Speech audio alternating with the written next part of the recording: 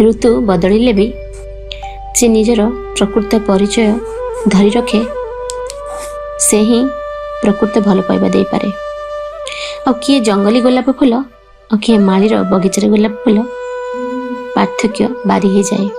आसंतु शुणिबा सेमिति गोटे कविता जंगली गोलाप फूल। आजिकाली भल पाइबा तापरे आकर्षण गोटे जंगली गोलाप फूल परी। आजिकाली भल पाइबा तापरे आकर्षण गोटे जंगली गोलाप फूल परी। से पुणी केबे आधुनिक होली खेल रंगर बेरंग रंग परी। जदि भल पाइबार रंग थरे बेरंग हो जाए से रंग नाली देखा हेले भी मनरे कला रंगर दाग दिए। आ होली खेल सरिले निजर देहर रंग को छड़ेला परी भल पाइबा को फोपड़ा हुए। आ एकांतरे आखिर लुह को गुमरी गुमरी पीवा को हुए।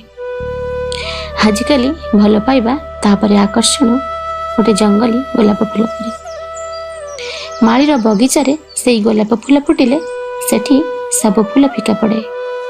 जदि गोलाप जंगली भी फुटे से लागे ना काहरी पूजारे कि सजारे कि गभारे। पुणी बसंतरे से जंगली गोलाप फूल भारी सुंदर लगे। जेते कष्ट हेले भी तोड़िबा को इच्छा हुए। किंतु ग्रीष्मरे मालीर गोलाप फूलटी भारी कष्ट रे मिले और जेतिकी मिले से मधुर बास्ना रे मन भरी दिए।